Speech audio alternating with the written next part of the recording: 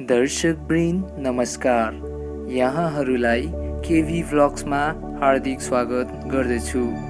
यस भ्लग्सको मुख्य उद्देश्य हाम्रो देशका विभिन्न स्थानका रमणीय दृश्यहरू प्रस्तुत गर्दै ती स्थानहरूको केही महत्त्वपूर्ण जानकारीहरू समेत दिलाउनु हो। यसै क्रममा हामीले आज सङ्खुवासभा जिल्लामा निर्माणाधीन राष्ट्रिय आयोजना अरुण तेस्रो जलविद्युत आयोजनासम्मको यात्रा तय गरेका छौँ। सुन्दर शुभ बिहानीसँगै हामीले सङ्खुवासभाको सदरमुकाम खाँदबारीबाट हाम्रो यात्रा सुरु गर्यौँ।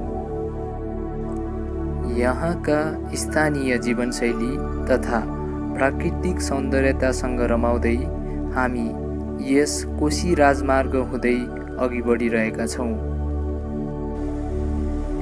कोशी राजमार्ग नम्बर 1 प्रदेश अन्तर्गत पर्ने नेपालद्वारा भारत र चीन जोडिने सबैभन्दा छोटो राजमार्ग हो, जसको सुरुवात भारतको जोगबनी नजिकै नेपालको विराटनगरको रानी भन्ने स्थानबाट सुरु भई 390 किलोमिटरको दूरी सहित चीनसँग जोडिएको किमाथाङका नाका पुगी टुङ्गिन्छ।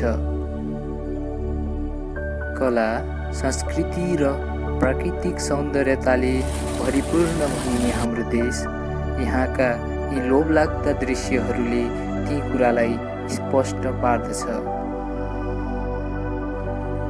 निर्माणाधीन यो राजमार्गमा वर्षाती मौसमको कारण यात्राको दौरान थुप्रै ठाउँहरूमा कठिनाइहरू खेप्नु पर्यो।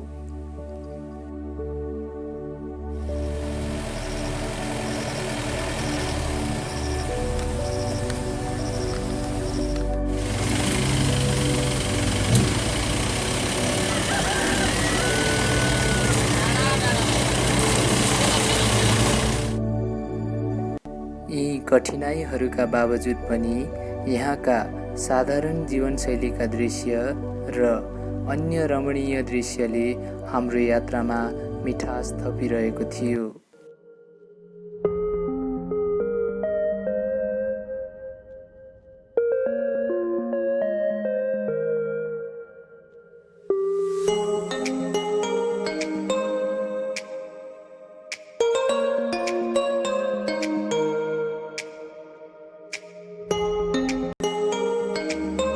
ती मिठासपूर्ण दृश्यहरूसँग रमाउँदै हामी भ्याङखोला भन्ने स्थानमा आइपुग्यौँ।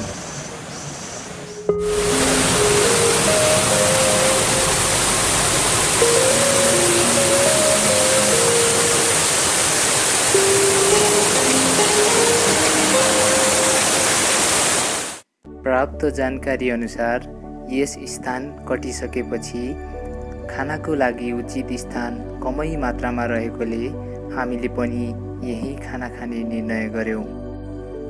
खाना पश्चात यी सौन्दर्यताहरूसँग रमाउँदै पुनः हाम्रो यात्रालाई निरन्तरता दियौँ।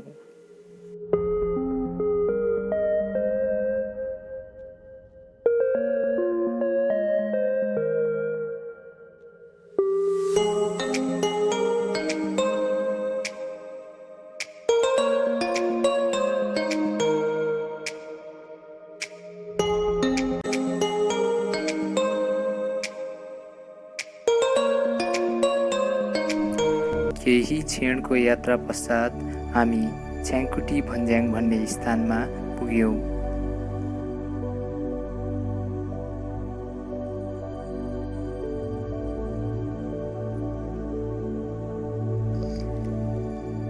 यस स्थानबाट निर्माणाधीन 2वटा क्षेत्रहरू दिदिङ र फाक्सिन्दा जाने बाटो छुटिँदो रहेछ।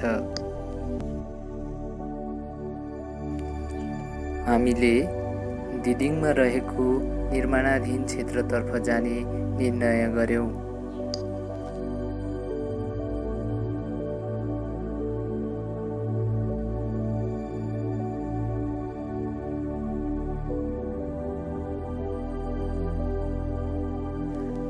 यस स्थानबाट हामी कोशी राजमार्ग छोडी अहले मार्ग हुँदै दिदिङतर्फ अघि बढ्यौँ।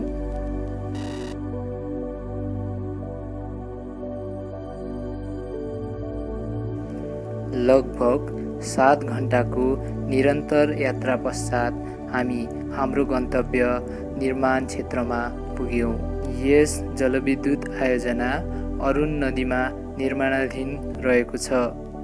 यहाँबाट निष्कासन गरिएको विद्युत निर्यात गर्ने उद्देश्यसहित भारतका प्रधानमन्त्रीको नेपाल भ्रमणका बेला 2075 वैशाख 28 गते नेपालका प्रधानमन्त्री केपी शर्मा ओली र भारतका प्रधानमन्त्री नरेन्द्र मोदीले काठमाडौँबाट यस आयोजनाको शिलान्यास गरेका थिए।